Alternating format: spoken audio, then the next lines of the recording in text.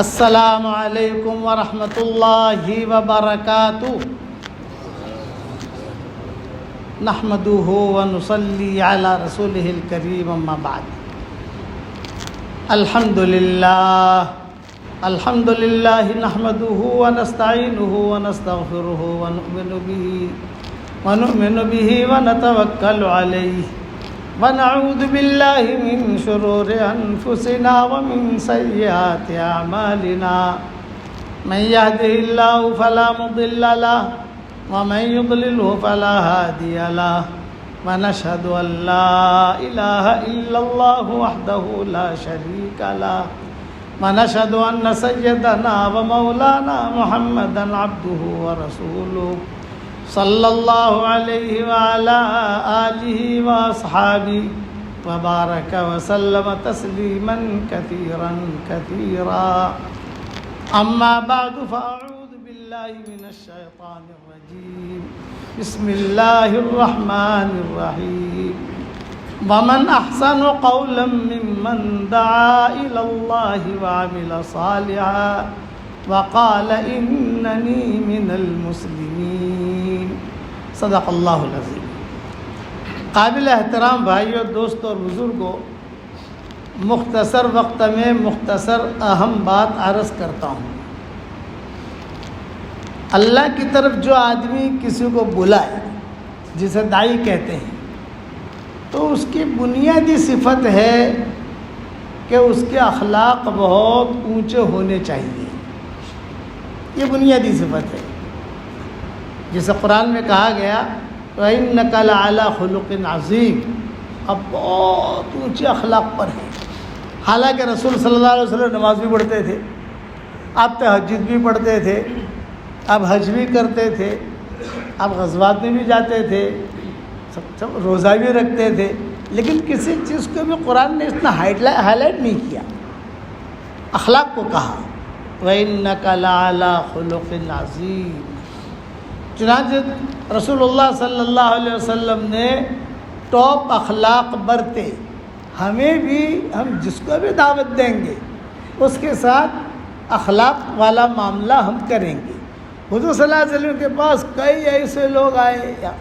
مکہ مکرمہ میں ایک عورت تھی، اس کا نام تھا سارہ، گانا بہت اچھا گاتی تھی، حدیثوں میں آتا ہے۔ یہ جب غزوہ بدر ہو گیا، یہ ہو گیا، وہ ہو گیا، اچھا حضور صلی اللہ علیہ وسلم کے خلاف وہ گانے بھی گاتی تھی، مجھے بھی کرتی تھی، آواز اچھی تھی اس کی، حدیثوں میں آتا ہے۔ لیکن نبی کے اخلاق تو نبی کے اخلاق ہوتے ہیں۔ جب سارے کے سارے مدینہ منورہ آ گئے، غزوہ بدر ہو گیا، سب کچھ، کئی لوگ مکہ والے کے مارے بھی گئے، جو کچھ بھی ہو گیا، تو یہ فتح مکہ سے پہلے پہنچ گئی مدینہ منورہ۔ جب مدینہ منورہ آئی تو مدینہ منورہ میں اعلان ہوا۔ اعلان کیا؟ آپس میں لوگوں نے باتیں کرنی شروع کی، بھائی کچھ سنا؟ تم نے کچھ سنا؟ کرنا تو سارا آئی ہے مکہ والے، اچھا سب پہچانتے تھے، یہ سب جتنے تھے یہ پہلے اس کے گانے سنے ہوئے تھے وہاں مکہ مکرمہ میں، تو سب کہتے تھے بھائی سارا۔ اچھا حضور صلی اللہ علیہ وسلم کو کچھ پتہ نہیں، آپ کو معلوم نہیں ہے، لیکن عام لوگوں میں چرچے ہو رہے تھے کہ سارا آئیے، سارا آئیے، مدینہ منورہ آئیے، مدینہ منورہ آئیے۔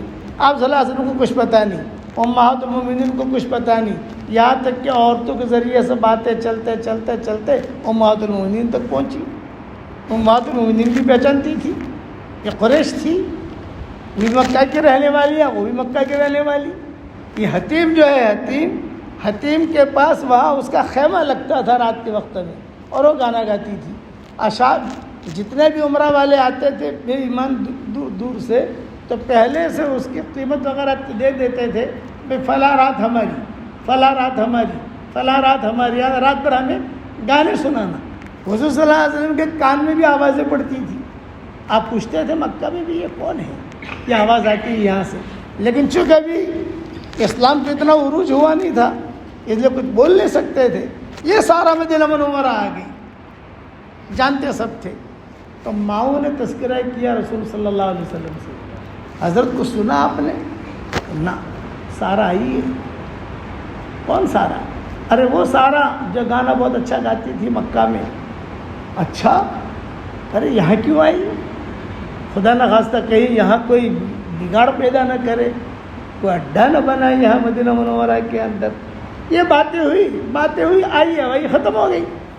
حضور صلی اللہ علیہ وسلم نے تحقیق نہیں کی بھی کیوں آئی ہے کیا نہیں. آپ کے سامنے تو ماؤں کے ذریعے سے خبر آئی، کسی صحابی کے ذریعے سے یا کسی بڑے آدمی کے ذریعے سے کوئی خبر آئی نہیں. آپ خاموش رہتے تھے، آپ ادھڑ بن میں نہیں پڑتے تھے، ڈیپ میں نہیں جاتے تھے، کیا ہوا کیسے ہوا کچھ خاموش رہے.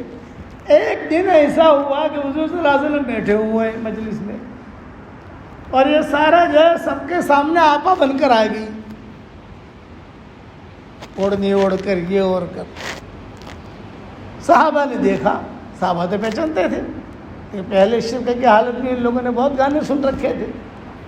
حاتب ابن یہ بلتایا تھے یمن کے، جو یہ بدری صحابی ہیں، یہ بہت گانا سنتے تھے اور بہت ٹپ بھی دیتے تھے شرک کی حالت میں، پیسہ بھی دیتے تھے اور گا.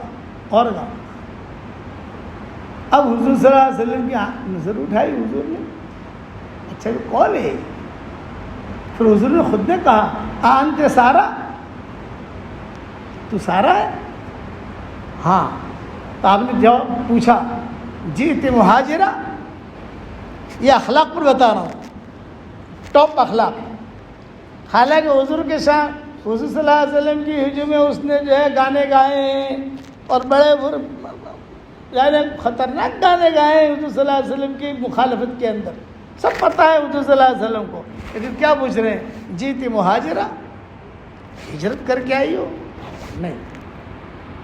تو کیا پھر اسلام لانے آئی ہو؟ اس لیے کہ مکہ مدینہ منورہ میں کوئی آتا، ایک آدمی، 2 آدمی، 4 آدمی، 5 آدمی، یہ اگر مدینہ منورہ میں آوے تو کوئی لڑائی کے لیے نہیں آتے تھے. 1-2 آدمی اتنا بڑے جتھے کا کیا مقابلہ کرے گا، اور ایک عورت کیا مقابلہ کرے گی. ہاں 100 50 100 200 300 ہتھیار لے کر آئیں تو سمجھا جاتا تھا کہ یہ لوگ کوئی بری نیت سے آئے ہیں. یہ دیکھا کہ یہ عورت، آپ سوال کر رہے ہیں جیت مہاجرہ، ہجرت کر کے آئی؟ کرونا مسلمان بننے آئی ہو؟ فرمانا. آپ نے فرمایا پھر کیوں آئی ہو؟ تو سارا نے کہا میں اس لیے آئی ہوں کہ بڑھاپے نے ڈیرا ڈال دیا، میری آواز بھی خراب ہو گئی، ہڈیاں بھی کمزور ہو گئی، پیٹھ جو ہے یہ بھی تھوڑی سی جھکنے والی بن گئی، بیماریوں نے مجھے گھیر لیا، اور جتنے میرے کسٹمر تھے یعنی جو میرا گانا سنتے تھے پیسہ دیتے تھے وہ کئی لوگ تو جو ہے بدر میں مارے گئے، اور جو بچے کچے تھے یہ آپ کے پاس آ گئے سارے کے سارے. صحابہ بیٹھے ہوئے تھے کہ جو بچے کچے تھے وہ آپ کے پاس آ گئے.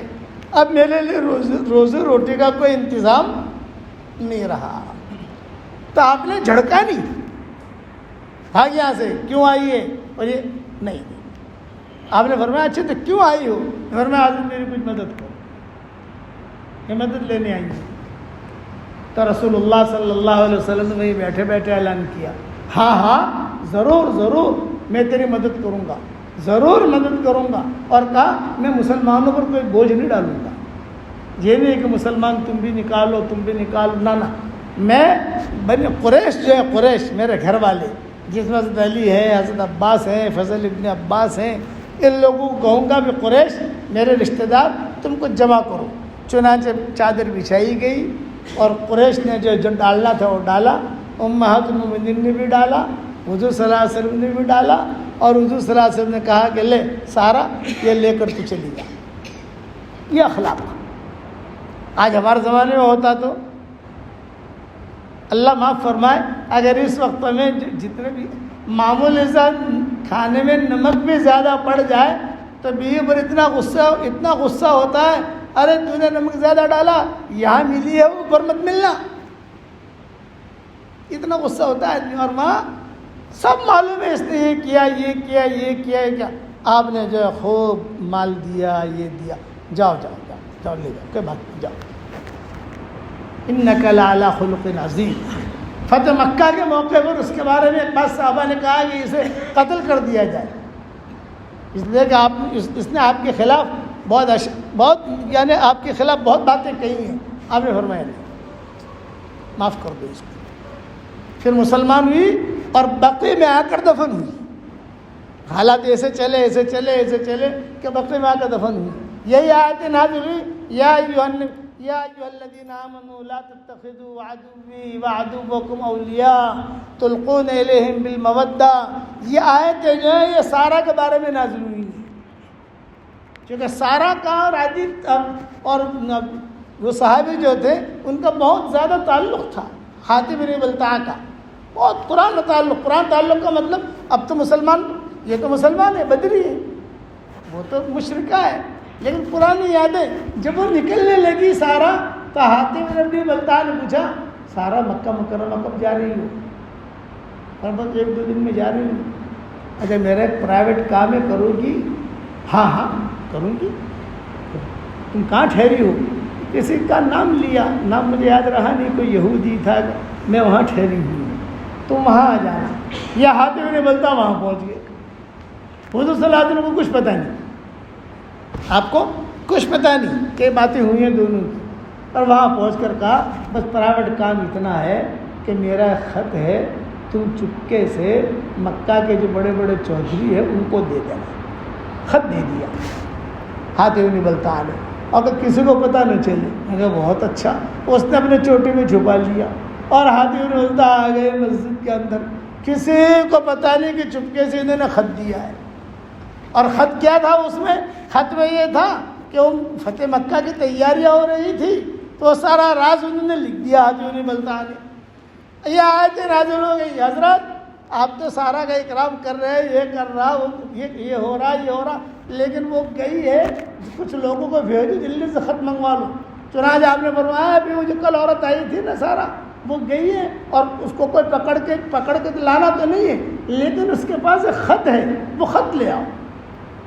کون تیار ہے؟ حضرت علی نے کہا میں تیار ہوں. دوسرا کون تیار ہے؟ فلاں تیار ہے. 3 یا 4 صحابی تیار ہو گئے، انہیں دوڑایا. وہ اپنی عورت کی رفتار سے جا رہی تھی، انہوں نے جا کر پکڑ لیا. بھائی وہ خط تمہارے پاس ہے، خط دے دو. میرے پاس تو کوئی خط نہیں ہے. آیت نازل ہوئی ہے خط دو. نہیں ہے. یہاں تک کہ اب دیکھ داؤ کا تھوڑا سا باوسبا سا کر کے اس نے کہا کہ اچھا یہ خط دو. خط دے دیا. جہاں خط دیا یہ روانہ ہونے لگے صحابہ. ایک صحابی نے حضرت علی سے کہا کہ امیر صاحب ذرا خط کھول کے دیکھ بھی لو، وہی خط ہے جو لے کے جا رہی تھی یا کوئی اور پرچہ ہے؟ یہ بھی تو ہو سکتا ہے کوئی اور پرچہ ہو. خط دیکھو. کھولا، حاتم بن بلتعہ کا خط تھا. لائے حضور صلی اللہ علیہ وسلم کے پاس، حضور کو دیا. حضور نے کہا تھا اسے کچھ چھیڑنا مت، جانے دینا مکہ، ہمارا مطلب تو ہے خالی خط سے، خط مل جائے. حضور صلی اللہ علیہ وسلم امی تھے. حضرت علی نے دیا. اب انہوں پڑھ کے سناؤ. حضرت علی نے پڑھ کے سنایا اور آپ سنتے گئے اور سر پر ہاتھ رکھتے گئے. اوہو انا للہ و انا الیہ راجعون. اتنا راز میں مشورہ کر رہے تھے اور اس نے یہ خط لکھ دیا. بلاؤ حاتم بن بلتعہ کو، بلاؤ ابوبکر کو، بلاؤ عمر کو. اخلاق سمجھا رہا ہوں. بلاؤ فلاں کو، بلاؤ کو. ساری شورا جمع ہو گئی. حضور صلی اللہ علیہ وسلم کے بعد جب حاتم بن بلتعہ آئے تو آپ نے فرمایا یہ خط تمہارا ہے؟ ہاں. یہ مہر بھی تمہاری ہے؟ ہاں. یہ دستخط بھی تمہارے ہیں؟ ہاں. تو آپ نے فرمایا بھی ایسا ہمارا راز کا خط تم نے کیسے بھیجا؟ حضور صلی اللہ علیہ وسلم نے حضرت ابوبکر کو دیا، پڑھو بھی. حضرت عمر کو دیا، پڑھو. حضرت عمر جو جوش میں آ گئے. مرنی یا رسول اللہ نقتلہ. آپ مجھے حکم کر دیں میں بھی قتل کر دوں. آپ نے فرمایا نہیں، یہ بات نہیں ہے. حضور نے سب کے سامنے پوچھا یہ ہمارا راز تم نے کیسے لکھا اور کیوں لکھا؟ حاتم بن بلتعہ نے کہا کہ حضرت میرا کوئی ارادہ راز کے افشا کا نہیں تھا، میرے بیوی بچے وہاں ہیں. میں نے سوچا مکہ والوں پر ذرا احسان کر لوں، راز بتا دوں کہ مکہ مکرمہ فتح کے لیے ہم لوگ آ رہے ہیں، حضور صلی اللہ علیہ وسلم آ رہے ہیں، ذرا اپنی حفاظت کرنا اور ساتھ ساتھ میں میرے بیوی بچوں کی بھی حفاظت کرنا، میرے بیوی بچوں کو تکلیف نہ ہو، اس لیے میں نے یہ کیا ہے. ویسے کہ رسول کے راز کا افشا کرنا یہ میرا مقصد نہیں تھا. تو حضور صلی اللہ علیہ وسلم خاموش رہے. اب عمر جو ہے پھر سے بولے کہ حضرت نہیں آپ مجھے حکم دے دیں میں اسے قتل کروں. آپ نے فرمایا نہیں عمر، تمہیں یاد نہیں ہے یہ بدری ہے. اور بدر والوں کے بارے میں کہا گیا ہے کہ تم سے کوئی بھی چوک ہو جائے تو اللہ نے تمہیں معاف کر دیا ہے. یہ اخلاق برتے. سارا کے ساتھ بھی اخلاق برتے, حاتم بن بلتعہ کے ساتھ بھی اخلاق برتے, اپنوں کے ساتھ بھی اخلاق برتے, پرائیوں کے ساتھ بھی اخلاق برتے. طائف والے آئے مدینہ منورہ, طائف والوں کو کون نہیں جانتا؟ طائف والوں کو کون نہیں جانتا؟ ان کے دھمار اور ان کے چوچلے اور ان کے پریشان کرنا کس سے معروف مشہور ہے. لیکن جب یہ اسلام لانے کے لیے مدینہ منورہ میں آئے تو مغیرہ ابن شعبہ جو ہے یہ بکریاں چرا رہے. مغیرہ ابن شعبہ نے دیکھا یہ کوئی بڑے لوگ آ رہے ہیں, بڑی تلواریں ہیں اور گھوڑے بھی جو ہے زینے سجی ہوئی ہیں اور ٹھاٹ کے ساتھ آ رہے ہیں. جب قریب آئے مغیرہ ابن شعبہ سمجھ گئے کہ ارے یہ تو طائف والے, ارے تو طائف والے. فوراً مغیرہ ابن شعبہ بھاگے. راستے میں ابوبکر ملے, یا مغیرہ یا مغیرہ, مغیرہ کہاں جا رہے ہو, کہاں جا رہے ہو؟ یہ فرمایا ابشرک یا ابا بکر و ابشر رسول صلی اللہ علیہ وسلم, ابوبکر تمہیں بھی خوشخبری دے رہا ہوں, حضور صلی اللہ علیہ وسلم کو خوشخبری سنانے جا رہا ہوں. میں بتاؤں تو صحیح کیا خوشخبری ہے؟ کہ طائف والے آ گئے, تلواریں لے کر آئے لیکن لڑنے نہیں آئے. وہ 4 5 6 آدمی ہیں, وہ کیا لڑیں گے؟ لیکن یہ انداز ہے کہ مسلمان ہونے آئے ہیں, اس لیے میں حضور کو خوشخبری دینے جا رہا ہوں. صدیق اکبر نے کہا اللہ اللہ, نہیں نہیں نہیں, تو خوشخبری مت دینا, یہ خوشخبری میں دوں. مجھے زیادہ خوشی ہوگی کہ میں حضور صلی اللہ علیہ وسلم کو جا کر خوشخبری دوں. تو جا واپس اور ان کے بعد جا کر نبی کی کیا آداب ہیں, ان کی مجلس کی کیا آداب ہیں, وہ سمجھاتا آ. بس چنانچہ صدیق اکبر آئے بھاگے بھاگے حضور صلی اللہ علیہ وسلم کے بعد, ہانپتے کانپتے. آپ نے فرمایا خیر, یہ خیر ہے, کیوں آئے؟ طائف والے آ گئے. اچھا طائف والے آ گئے, ماشاء اللہ, بڑی خوشی کی چیز تھی. کوئی ملک کا سربراہ یا کوئی بہت بڑا دشمن یا کوئی بہت بڑا مخالف وہ جب اسلام قبول کرنے آتا ہے اور کہتا ہے مجھے اسلام میں داخل کرو, تو آدمیوں کو ایک فطری خوشی ہوتی ہے, جذبہ پیدا ہوتا ہے. اچھا طائف والے آئے, ہاں. آپ نے کیا جواب دیا؟ بھائی طائف والے آئے ہیں, طائف والے, ذرا کمرہ ٹھیک کرو, تھوڑا سا ان کے لیے ترتیب بناؤ, کھانے کی ترتیب بناؤ, تھوڑا چادر وغیرہ ٹھیک کرو. یہ کس کے لیے کر رہے ہیں؟ جنہوں نے اتنا مارا تھا کہ خون حضور صلی اللہ علیہ وسلم ہو گئے تھے, یہ ان کے لیے اخلاق برت رہے.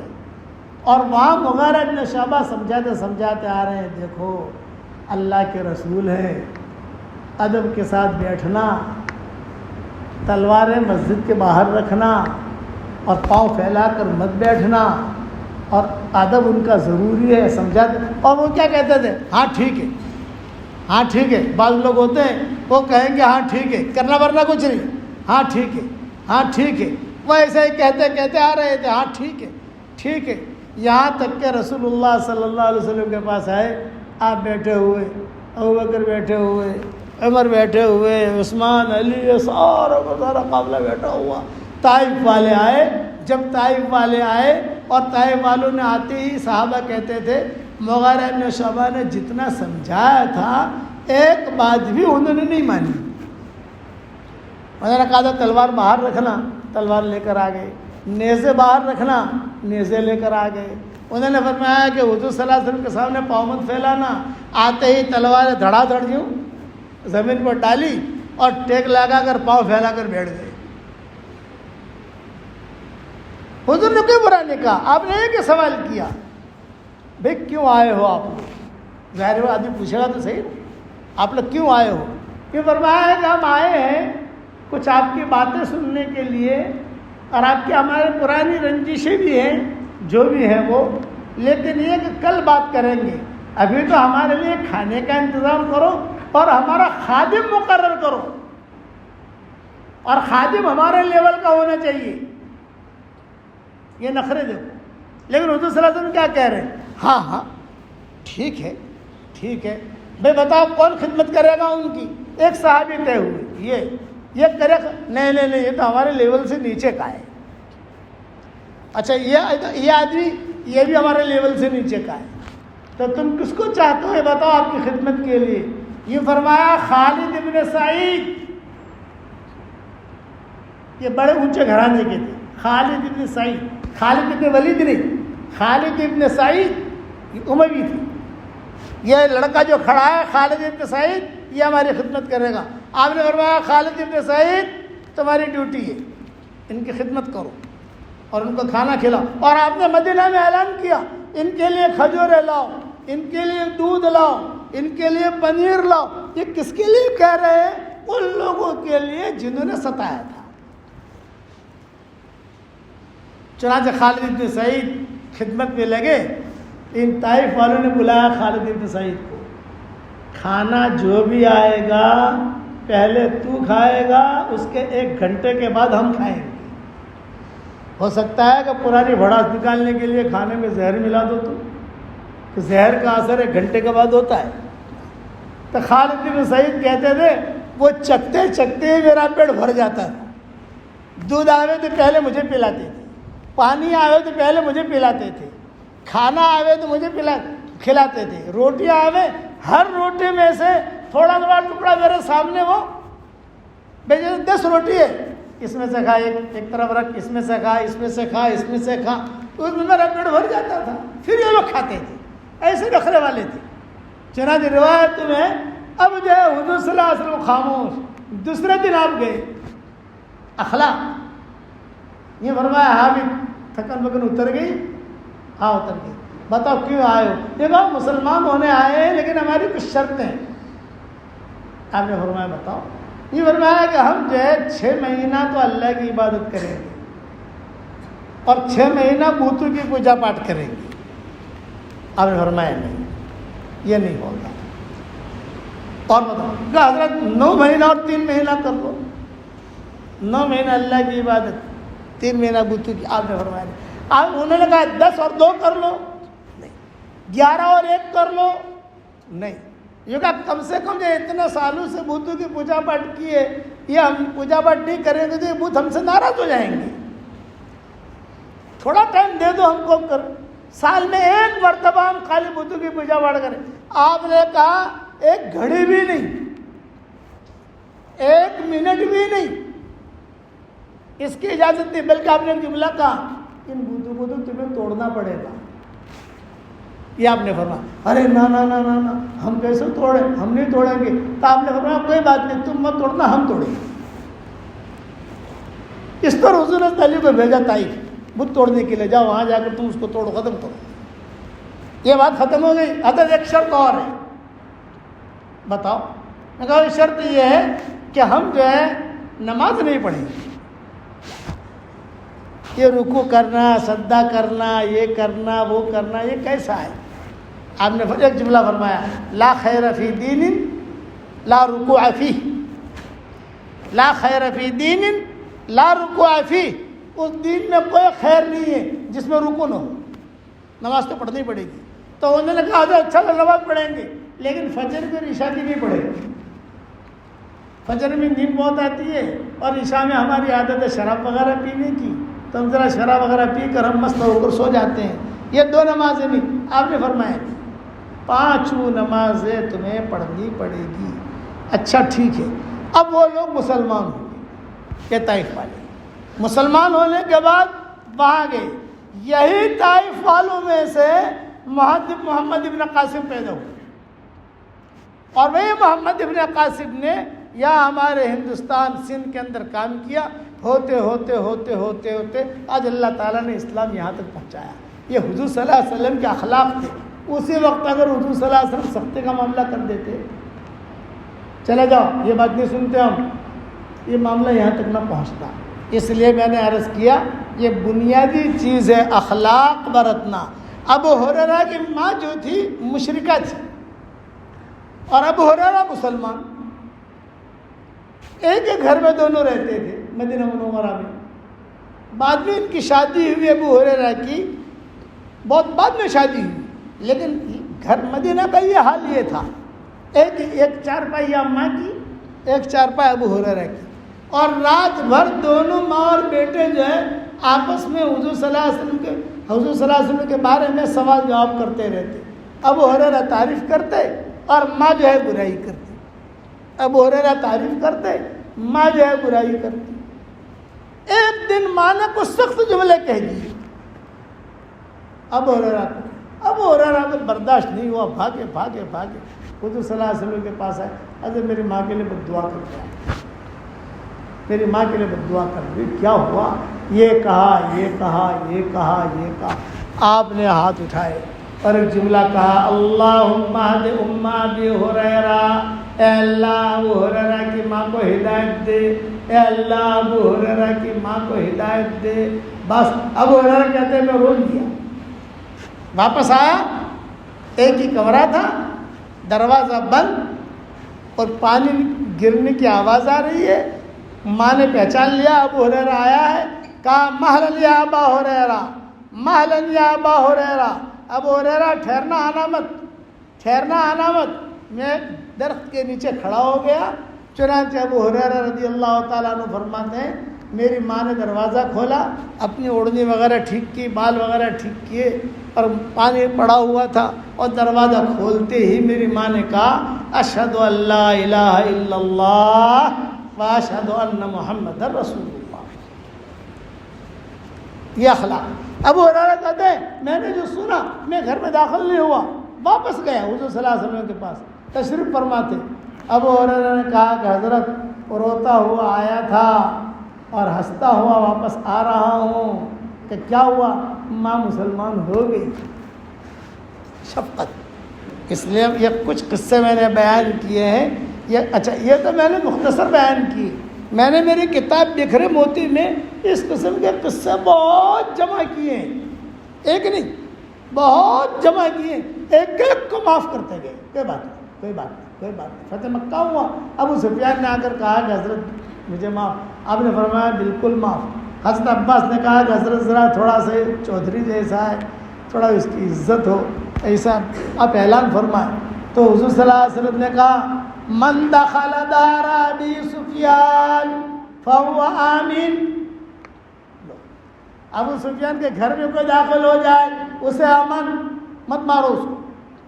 ابو سفیان بول پڑے ارے میرا گھر تو چھوٹا سا ہے, کتنے لوگ آئیں گے میرے گھر میں, آپ تو بڑے آدمی ہیں, ذرا تھوڑا دل کھول کر اعلان کیجئے.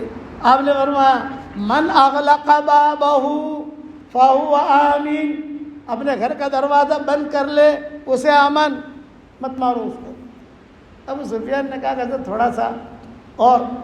تو آپ نے تیسری مرتبہ کہا من دخل دار حکیم ابن حزام فہو آمین. یہ حکیم ابن حزام بہت بڑے زمیندار تھے, بہت بڑے چودھری تھے, بہت بڑا بنگلہ تھا ان کا. من دخل دار حکیم ابن حزام فہو آمین. حکیم ابن حزام کے گھر میں جو آ جائے اسے امن. ابو سفیان نے کہا کہ اس کے بنگلے میں بھی کتنے آئیں گے, مکہ میں تو مرد اور عورتیں بچے بھرے ہوئے ہیں. آپ ذرا حضرت اور آپ نے فرمایا من دخل مسجد الحرام فہو آمین. جو مسجد حرام میں آ جائے اسے امن. تو ابو سفیان نے کہا کہ حضرت کوئی بیچارہ گاؤں سے آتا ہوگا, جدہ سے آتا ہوگا, کوئی یہاں سے آتا ہوگا, مسجد حرام میں پہنچتے پہنچتے کوئی مار دے گا. تو فرمایا من القی السلاح, جو اپنے ہتھیار کو ڈال دے اسے امن. حضرت اگر ہتھیار نہ ہوا تو اچھا کوئی بیٹھ جائے, میرے سامنے سے کوئی آ رہا ہے, بیٹھ گیا, چلو میں بیٹھ گیا, اسے امن. یہ اعلان سن کر یہ سارے کے سارے مکہ والے دنگ رہ گئے. یہ کیا آدمی ہے, یہ کون ہے؟ اس لیے حضور صلی اللہ علیہ وسلم نے ایک ایک کو کہا, ایک ایک کو. اکرمہ بھاگ کر چلے گئے تھے, لمبا قصہ ہے. بعد میں جب ان کی بیوی لے کر آئی تو کہا کہ حضرت یہ میرا شوہر ہے, بھاگ گیا تھا. آپ نے فرمایا اکرمہ بھی کیا چاہتے ہو؟ فرمایا حضرت آپ کیا چاہتے ہو؟ تو کلمہ پڑھ لو, مسلمان ہو جائے گا. کون ہے؟ ابو جہل کا بیٹا, جس کے بارے میں اعلان ہو گیا تھا جہاں ملے قتل کرو. صفوان بن امیہ جہاں ملے قتل کرو. اکرمہ بن ابی جہل جہاں ملے قتل کرو. سب کو حضور نے معاف کر دیا. تو بھی معاف, تو بھی معاف, تو بھی معاف. کچھ لوگ صرف ایسے تھے, کچھ گنے چنے جو مقابلے پر آئے تھے خالد بن ولید کے, تو انہوں نے ان کو صرف مارا ہے, باقی کسی نے کسی کو نہیں مارا. یہ اخلاق برتے. اس اخلاق کی وجہ سے سارا کا سارا عرب جو ہے وہ یعنی پکڑ میں آ گیا، کہنے لگا کرے اتنا اونچا آدمی یہ کیا کیا انہوں نے ہمارے ساتھ۔ اس لیے میرے پیارے بھائیوں، دوستو، بزرگوں، 3 باتیں ذہن میں رکھنا۔ داعی کے اخلاق بہت اونچے ہوں گے، داعی شفیق ہوگا، انی لکم ناصح امین، یہ کہا نصیحت، شفیق ہوگا۔ اور تیسرا، یہ داعی سب کے لیے اللہ کے سامنے دعائیں مانگے گا، سب کے لیے، اے اللہ اس کو بھی تو معاف کر، اس کو بھی معاف کر، اس کو بھی معاف کر، اس کو بھی معاف کر۔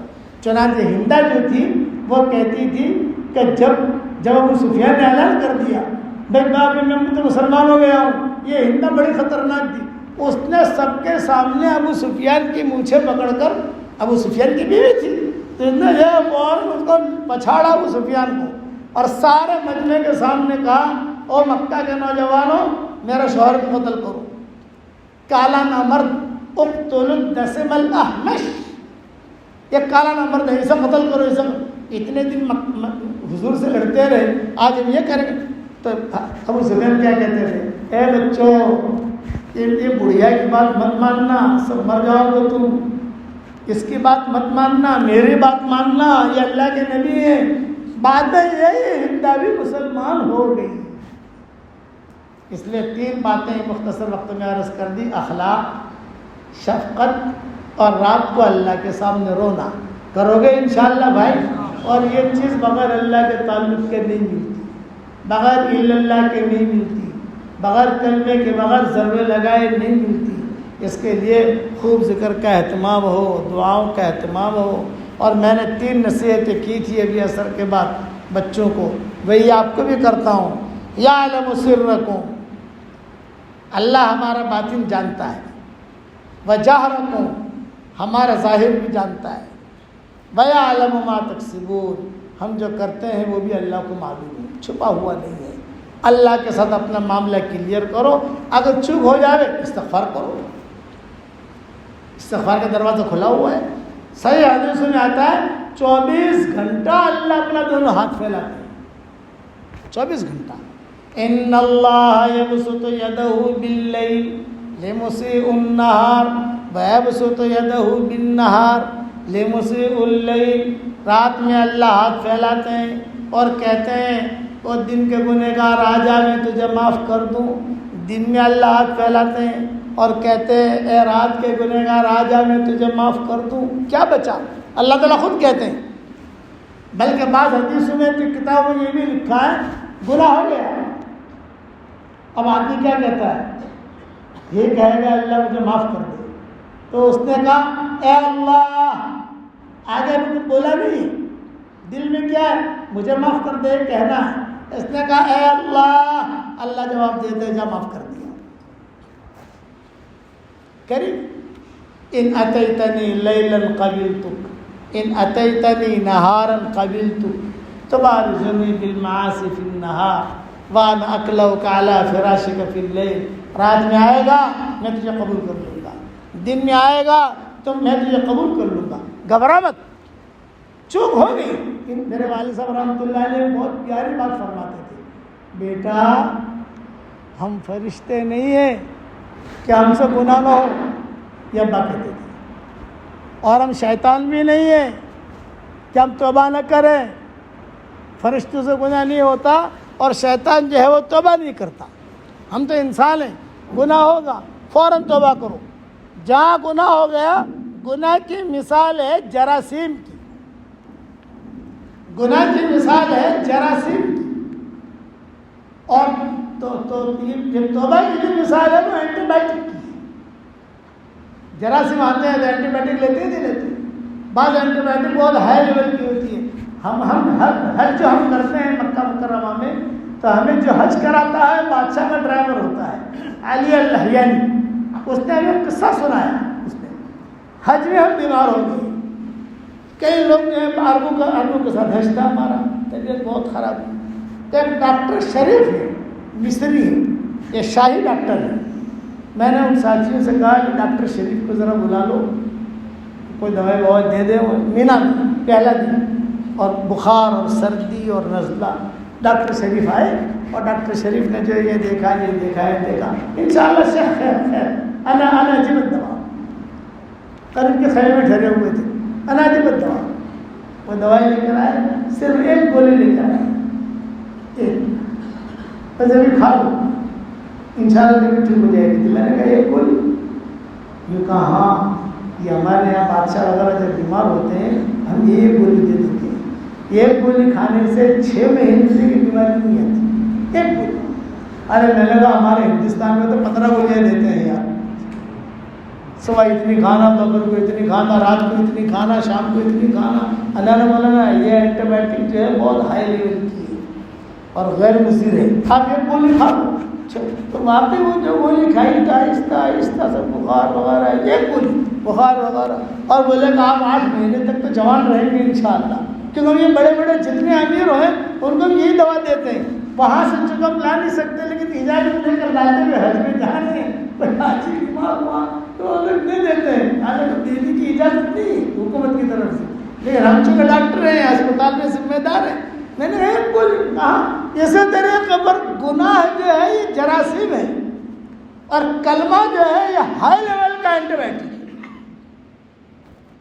قرآن شریف کی تلاوت یہ ہائی لیول کی اینٹی بایوٹک ہے.